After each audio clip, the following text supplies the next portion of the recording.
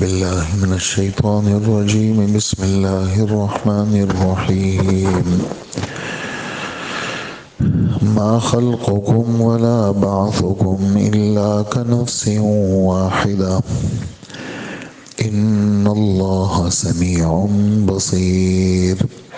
ألم تر أن الله يولج الليل في النهار ويولج النهار في الليل وسخر الشمس والقمر كل يجري إلى أجل مسمى وأن الله بما تعملون خبير. ذلك بأن الله هو الحق وأن ما يدعون من دونه الباطل وأن الله هو العلي الكبير. صدق اللہ العظیم. سورہ لقمان کی 3 آیتیں اب حضرات نے سنی، 28، 29 اور 30. اللہ جل جلالہ کے کمالات، اللہ کی خوبیاں، اللہ کی قدرت، اللہ کی طاقت کا بیان. اور سب سے زیادہ اللہ کو یہ بات اچھی لگتی ہے کہ اللہ کی خوبیوں کو بیان کیا جائے، اللہ کو یاد کیا جائے. اور پوری دنیا کا جتنا نظم اللہ نے بنایا ہے یہ اس لیے بنایا ہے کہ اللہ کو یاد کیا جائے، اللہ کا نام لیا جائے، اللہ کا تذکرہ کیا جائے، ہر جگہ میں اللہ کو سامنے رکھا جائے، ہر جگہ میں اللہ کو سامنے رکھا جائے. یہ 3 آیتیں اسی کا اس پہ تذکرہ ہے. پہلی آیت کا تذکرہ یہ ہے کہ اتنی بڑی طاقت ہے اللہ کی اور اتنی بڑی قدرت والے ہیں کہ جتنی ساری مخلوق حضرت آدم علیہ السلام سے لے کر کے قیامت تک کے جتنے مخلوق ہیں ان سب کا پیدا کرنا، یہاں انسانوں کا پیدائش کا ذکر ہے، باقی ساری مخلوق جتنی بھی ہیں ان سب کا پیدا کرنا اللہ کے لیے اتنا ہی آسان ہے جتنا ایک آدمی کا پیدا کرنا آسان ہے. ان سب کے لیے جیسے کہتے ہیں جی ایک کام تو میں کر لوں گا لیکن 10 نہیں کر سکتا. آپ میرے ذمے 1 تو لگا لیں، 2 لگا لیں، 3 لگا لیں، 5 کر لوں گا، لیکن آپ کہیں گے کہ 10 کام کرو، میرے بس میں نہیں ہے. تو اللہ جل جلالہ فرماتے ہیں کہ ایک آدمی کا پیدا کرنا جس طرح آسان ہے ایسے ہی ساری کائنات کے آخری انسان تک سارے انسانوں کا پیدا کرنا یہ میرے لیے آسان ہے. اسی طرح ایک آدمی کو جس طرح مار دیا، موت آ گئی، بیمار ہوا، موت آ گئی، قبر میں چلا گیا اور اس کا چورا چورا ہو گیا، ہڈیاں گوشت سب بکھر گئی، اس کی سب الگ الگ ہو گئی. پھر اللہ جل جلالہ قیامت کے موقع پر ان سب کو جمع کریں گے، ہڈیاں جوڑیں گی، اس پہ گوشت چڑھے گا، وہ بالکل نیا انسان بن جائے گا. تو ایک آدمی کو پیدا کرنا، پھر اس کو موت دینا، پھر اس کو دوبارہ ختم کر کے بکھار دینا، پھر اس کو جمع کر کے دوبارہ زندہ کر کے اپنے سامنے کھڑا کرنا، جیسے ایک آدمی کا کرنا میرے لیے آسان ہے ایسے ہی سب کا کرنا بھی آسان ہے، میرے لیے مشکل نہیں ہے. قرآن پاک کی اس کے ساتھ جڑی ہوئی تھوڑی سی آیت وہ میں پیش کروں گا آپ کے سامنے. اللہ پاک فرماتے ہیں، قیامت کی قسم کھاتے ہیں سورہ قیامہ میں، لا اقسم بیوم القیامہ، میں قیامت کے دن کی قسم کھاتا ہوں. ولا اقسم بالنفس اللوامہ، میں اس نفس انسانی کی قسم کھاتا ہوں جو گناہ کر کے اپنے کو ملامت کرے، یعنی وہ بھی اللہ کو اچھا لگتا ہے. ایک گناہ کر کے دلیر بن جائے یہ اللہ کو اچھا نہیں لگتا، خطرناک آدمی ہے یہ. ایک گناہ کر کے عاجز بن جائے یہ اللہ کو اچھا لگتا ہے، میں اس کی قسم کھاتا ہوں، وہ مجھے اچھا لگتا ہے. ایحسب الانسان ان لن نجمع عظامہ، کیا انسان کا یہ گمان ہے کہ ہم اس کی ہڈیوں کو جو مرنے کے بعد ادھر ادھر ہو گئی ہیں ہم اس کو جمع نہیں کر سکتے؟ انسان کا یہ گمان ہے. پھر آگے فرماتے ہیں بلا، بلا کا ترجمہ کریں گے کیوں نہیں جمع کر سکتے. قادرین علی ان نسوی بنانا، ہم اس بات پر قادر ہیں کہ ہڈیاں تو بہت دور کی بات ہے اور اس کے بدن کے بڑے بڑے پرزے، بڑے بڑے اعضاء تو دور کی بات ہے، یعنی وہ تو آسان ہے. یہ جو انگلیوں کے اندر جو ہم فنگر پرنٹ لگاتے ہیں اور جو نشانات ہوتے ہیں انگلیوں کے اندر جو کسی انسان کے آپس میں نہیں ملتے، اللہ پاک فرماتے ہیں جیسے اس کے انگلیوں کے نشانات دنیا میں تھے، ہم اسی طرح اسی نشان کے ساتھ اس کو سیدھا کر کے ہم اپنے سامنے کھڑا کریں گے۔ ہمارے لیے کیا مسئلہ ہے؟ تو اتنی طاقت ہے ہمارے لیے کوئی چیز مسئلہ نہیں ہے۔ اور ایک اور حدیث اس وقت ذہن میں آئی، وہ بھی اس کے ساتھ جڑ رہی ہے کہ جناب رسول اللہ صلی اللہ علیہ وسلم فرماتے ہیں جب آدمی مر جاتا ہے اور زمین میں دفن ہو جاتا ہے تو زمین اس کے سارے بدن کے سارے حصوں کو کھا لیتی ہے۔ جب آدمی مر جاتا ہے، زمین میں دفن ہو جاتا ہے، پہلے گوشت سڑتا ہے، جو ہلکے ہلکے نرم نرم اعضاء ہیں وہ سڑتے رہتے ہیں، زمین اس کو کھاتی رہتی ہے، پھر ہڈیوں کو زمین کھانا شروع کر دیتی ہے اور پورا بدن انسان کا زمین کھا لیتی ہے۔ جتنا جتنا زمانہ گزرتا جاتا ہے زمین اس کے بدن کو کھا رہی ہوتی ہے۔ ایک ریڑھ کی ہڈی کا کنارہ جس کو عربی میں عجب الذنب کہتے ہیں، ریڑھ کی ہڈی اور اس کا بالکل آخر کا کنارہ، ریڑھ کی ہڈی کا کنارہ، اس میں اس انسان کی پوری ہسٹری ہے اس ٹکڑے کے اندر، تو زمین وہ نہیں کھاتی، وہ زمین میں رہتی ہے۔ اور اللہ کے رسول فرماتے ہیں اس ٹکڑے سے، ریڑھ کی ہڈی کے کنارے سے میں اس انسان کو دوبارہ پیدا کروں گا۔ لیکن اس میں ایک اور بات بھی شارحین نے لکھی ہے، وہ کیا کہ کبھی کبھار ایسا ہوتا ہے کہ زمین وہ جو ٹکڑا ہے وہ بھی کھا لیتی ہے۔ اب اللہ اپنی قدرت اور اپنے کامل علم سے اس انسان کو پیدا کرتے ہیں، ظاہر میں کچھ نہیں ہے اس لیے کہ زمین نے سب کھا لیا، لیکن زمین نے جو کچھ کھایا وہ ہمارے رب کے علم میں ہے۔ وہ کہاں ہے یہ بات؟ یہ سورہ قاف میں ہے۔ اللہ پاک فرماتے ہیں قد علمنا ما تنقص الارض منہم، یقینی بات ہے زمین ان کے بدن کے جس حصے کو کھا رہی ہے ہمیں پتہ ہے۔ وعندنا کتاب حفیظ، ہمارے پاس لوح محفوظ بھی ہے۔ تو عرض یہ ہے کہ اللہ کی طاقت بہت کامل ہے، یہ اللہ کی طاقت کا بیان ہے۔ تم سب کا پیدا کرنا آسان، تم جیسے ایک آدمی کا پیدا کرنا آسان ایسے ہی سب کا پیدا کرنا آسان۔ میری کمپنی، اس کمپنی کے اندر 1,00,000 گاڑیاں ایک سال میں بناتا ہوں، جیسے ایک گاڑی میرے لیے بنانا آسان ہے تو 1,00,000 گاڑیاں بھی میرے لیے بنانا آسان ہے۔ دنیا والے کہتے ہیں، اللہ پاک فرماتے ہیں یہ تو گاڑیاں ہیں، پرزے ہیں، چیزیں ہیں، لیکن انسان وہ کن کن مراحل سے گزرتا ہے اور کیسے پیدا ہوتا ہے، یہ تو ایک مشکل مرحلہ ہے ہمارے آپ کے لیے، لیکن اللہ کے لیے کوئی مسئلہ نہیں۔ پھر سب کو مار دینا، ٹکڑے ٹکڑے کر دینا، بکھر جانا، سب چیزیں ان سب کو قیامت کے دن جمع کرنا میرے لیے ایسے ہی آسان ہے جیسے ایک آدمی کو جمع کرنا میرے لیے آسان ہے۔ بے شک بات ہے اللہ سب کچھ سننے والے ہیں، ہر بات سنتے ہیں، اور اللہ ہر چیز کو دیکھنے والے ہیں۔ سننے والے بھی، سننے میں بھی اللہ کامل ہیں اور دیکھنے میں بھی اللہ کامل ہے۔ یہ تو ایک آیت ہو گئی۔ دوسری آیت، کیا آپ نے نہیں دیکھا دنیا کا نظام، دن رات کا نظام؟ گرمیوں کے اندر دن بڑے راتیں چھوٹی، سردیوں کے اندر راتیں بڑی دن چھوٹے، دن کے اعضاء ہے تو 12 گھنٹے، 12 گھنٹے 12 گھنٹے، 12 گھنٹے 12 گھنٹے، 12 گھنٹے دن 12 گھنٹے رات۔ یہ تو اس زمانے میں ہوتے ہیں جہاں دن رات برابر ہوتے ہیں، جیسے مارچ کا مہینہ، اپریل کا مہینہ، یہ مہینے ایسے ہیں جہاں دن رات دونوں برابر ہوتے ہیں۔ لیکن مئی جون جولائی کے اندر کیا ہوتا ہے، دن وہ چھوٹا ہو جاتا ہے، دن بڑا ہو جاتا ہے اور رات چھوٹی ہو جاتی ہے، تو دن کے رات کے اجزاء اللہ دن میں ڈال دیتے ہیں، رات کے اجزاء اللہ دن میں ڈال دیتے ہیں، دن 15 گھنٹے کا ہو جاتا ہے، دن 16 گھنٹے کا ہو جاتا ہے اور رات 8 گھنٹے کی ہو جاتی ہے، رات چھوٹی ہو جاتی ہے۔ یہ دن میں رات کے اجزاء ڈالنا، رات میں دن کے اجزاء ڈالنا، یہ میرا کام ہے، یہ میں کرتا ہوں۔ کہ سورج کو میں نے ترتیب بنائی ہے سورج کی، اور سورج کو تمہارا تابعدار بنایا ہے۔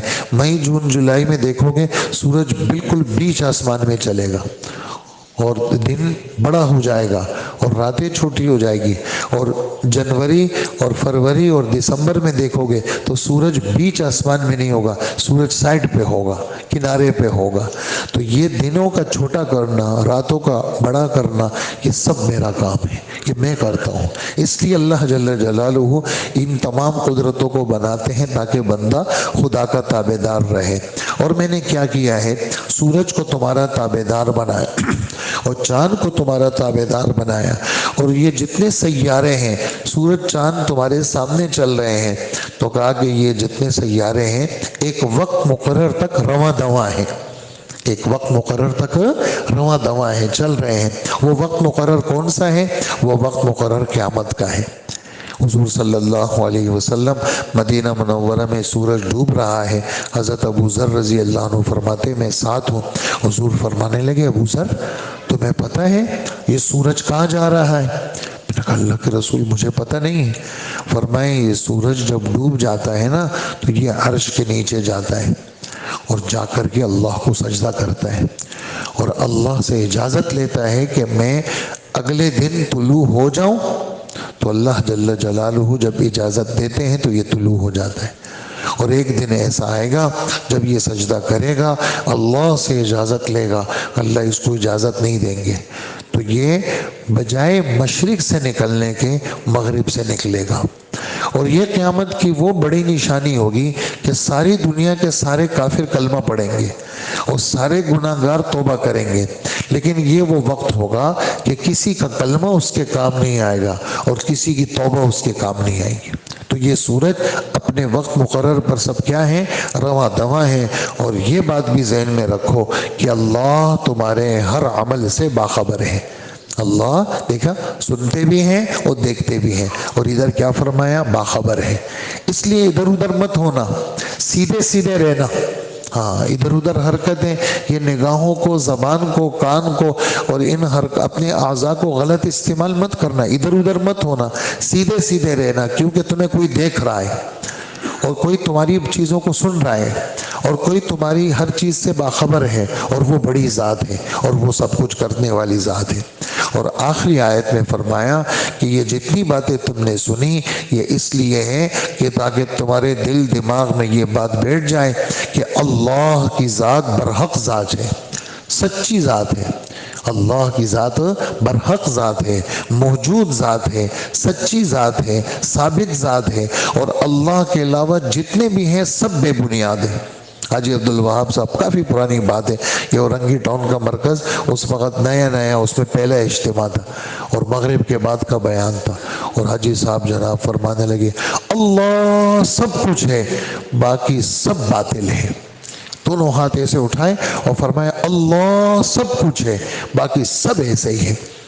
تو یہ اللہ برحق ہے، اور اللہ سے ہٹ کر کے جتنے غلط بت ہیں، جتنی غلط چیزیں ہیں، وہ سب باطل ہیں اور سب بے بنیاد ہیں، اور اللہ بہت بڑے ہیں، بلند و بالا ہیں، اللہ کی ساری صفات ہے، اللہ ہی سے سب کچھ ہوتا ہے اور اللہ کے غیر سے نہیں ہوتا۔ یہ ان آیتوں کا خلاصہ تھا، لہٰذا آج کا سبق پورے دن کا ہم نے اپنی زبان سے اللہ کی قدرت کو بیان کرنا ہے۔ ہر جگہ، دکان میں ہیں، آفس میں ہیں، دفتر میں ہیں، اپنے بچوں کے پاس ہے، کہیں پر بھی ہیں، اللہ کو سامنے رکھیں، اللہ کا تذکرہ کریں، لوگوں کو بھی بتائیں بھی اللہ بہت بڑے ہیں۔ اللہ کی یہ یعنی اس کا تعلق پتہ ہونے کے ساتھ نہیں ہے، اجی ہمیں پتہ ہے، نہیں، پتہ تو سب کو ہے، اپنی زبان سے کہو۔ اور مولانا یوسف صاحب رحمۃ اللہ علیہ ایک جملہ فرماتے تھے، جب تم اللہ کی قدرت کو بیان کرو یا اللہ کی قدرت کو سنو تو اپنے دل پہ ایک چوٹ مارا کرو کہ یہ حق ہے اور سچ ہے۔ اپنے دل پہ ایک چوٹ مارا کرو، کون سا چوٹ؟ یہ حق ہے اور سچ ہے، یہ باتیں بالکل سچی ہیں، تاکہ تمہارے دل سے ہر قسم کی گند اور غلط چیزیں وہ دھل جائیں اور تمہارا دل اللہ کی ذات پہ جم جائے۔ اللہ ہمیں عمل کی توفیق عطا فرمائے۔ تو ارشاد فرماتے ہیں ما خلقکم ولا بعثکم الا کنفس واحدہ، تم سب کو پیدا کرنا اور دوبارہ زندہ کرنا اللہ کے لیے ایسے ہی ہے جیسے ایک انسان کو پیدا کرنا اور دوبارہ زندہ کرنا۔ یقیناً اللہ ہر بات کو سنتے ہیں اور ہر چیز کو دیکھتے ہیں۔ کیا تم نے نہیں دیکھا اللہ رات کو دن میں داخل کرتا ہے؟ 12 گھنٹے کی رات تھی، 12 گھنٹے کی رات تھی، اس میں سے کچھ گھنٹے اللہ نے دن میں داخل کر لیے۔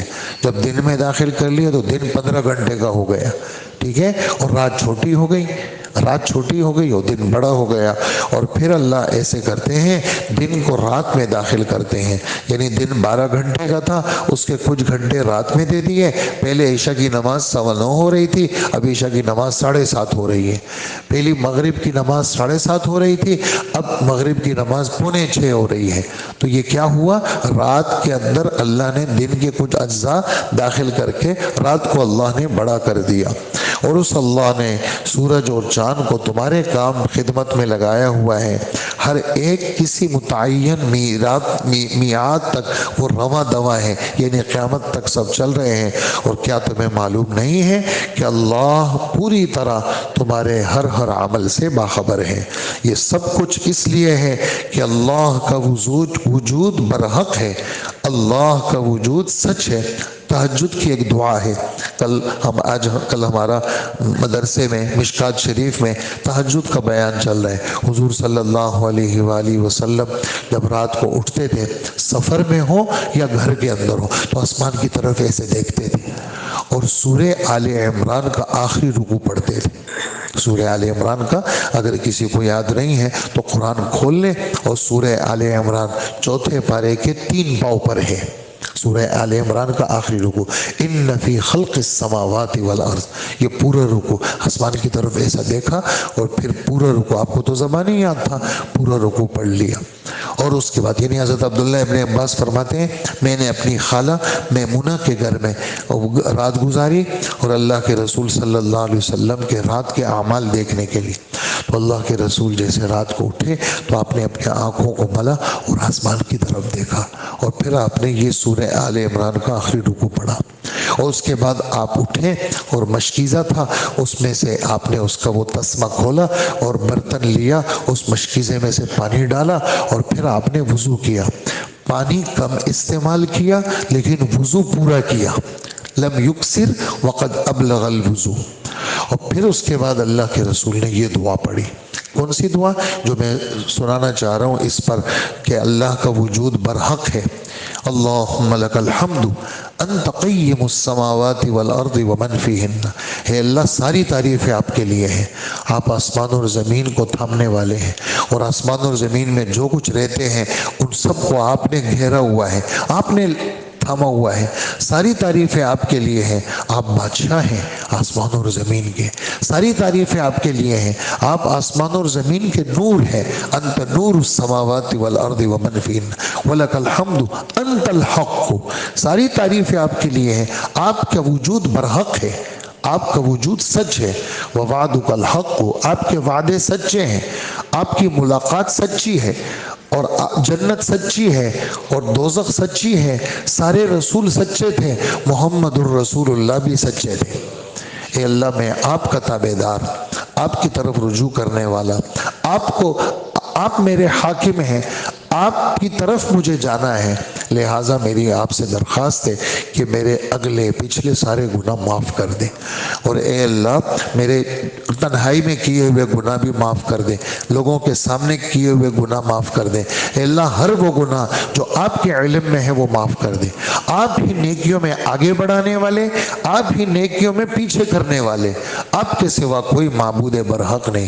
یہ رات تہجد میں آپ تہجد سے پہلے یہ دعا مانگتے تھے، اور اس کے بعد جب مصلی پہ کھڑے ہو گئے تو فرما رہے ہیں اے جبرائیل کے رب، اے اسرافیل کے رب، اے میکائیل کے رب، اے محمد صلی اللہ علیہ وسلم کے رب، آسمانوں کے پیدا کرنے والے، آپ کل قیامت کے دن فیصلہ کریں گے، اس وقت لوگوں کو اختلاف ہے کہ حق بات کیا ہے، لہٰذا اے اللہ حق بات میرے دل میں ڈال دے۔ کہ ابھی کھڑے ہیں مصلی پر، ابھی نیت نہیں باندھی، یہ دعا مانگ رہے ہیں کہ میں گمراہ نہ ہو جاؤں، ہاں مجھے سیدھے راستے پہ چلا کے رکھنا۔ پھر تہجد کی نماز آپ شروع کرتے تھے۔ اللہ ہمیں بھی نصیب فرمائے۔ اس لیے جو ساتھی رات کو اٹھتے ہیں ان سے درخواست ہے کہ وہ سورہ آل عمران کا آخری رکوع لازماً پڑھے، اس لیے کہ نبی کا سفر کبھی معمول تھا اور حضر کبھی معمول تھا، آسمان کی طرف ایسے دیکھا اور وہ پڑھ لی۔ اور دعا یہ عام کتابوں کے اندر یہ دعا موجود ہے اور یہ یاد ہو جائے گی۔ ایسا نہیں کہ آپ نے کہا امام صاحب نے سنا دی بڑی لمبی ہے، ہمیں کیسے یاد ہو جائے گی؟ عوامی لوگوں کو، عوام کو تھوڑی سی محنت کرتے ہیں وہ چیزوں کو یاد کر لیتے ہیں، وہ کوئی مشکل نہیں ہے۔ اس لیے یہ دعا جو میں نے بھی پڑھی، یہ بخاری شریف، مسلم شریف سب میں یہ دعا حضور نے تہجد کے وقت میں مانگی ہے۔ تو یہ والی بات کہ اللہ کی ذات برحق ہے اور جن معبودوں کو یہ مشرک پکارتے ہیں وہ بے بنیاد ہیں، اور اللہ ہی وہ ہے جس کی شان بہت اونچی ہے اور جس کی ذات بہت بڑی ہے۔ اللہ پاک ہمیں عمل کی توفیق عطا فرمائے۔ الحمدللہ رب العالمین والصلاة والسلام علی نبینا محمد وآلہ واصحابہ اجمعین۔ اے اللہ ہمارے گناہوں کو معاف فرما، ہماری مغفرت فرما، ہمارے والدین کی مغفرت فرما، ہمارے اساتذہ کی مغفرت فرما، کل مومنین مومنات مسلمین مسلمات کی مغفرت فرما۔ اللہ آج کے سارے کام آپ کے حوالے، اپنے کرم سے ہر کام میں ہماری مدد فرما۔ اے اللہ ہمیں ہر تکلیف سے بچا، ہر ناگواری سے بچا، ہر نظر حسد اور جادو سے بچا، ہر جنات اور بدخواہ سے بچا، ہر چور اور ڈکیت سے بچا، ہر خیانت سے بچا، طمع حرص اور لالچ سے بچا۔ ہمارے دل دماغ کو ہر طرح کے بخل سے اور بزدلی سے پاک فرما، ہماری دعاؤں کو قبول فرما۔ وصلی اللہ وسلم علی نبینا محمد وآلہ واصحابہ وامتہ اجمعین، آمین برحمتک یا ارحم الراحمین۔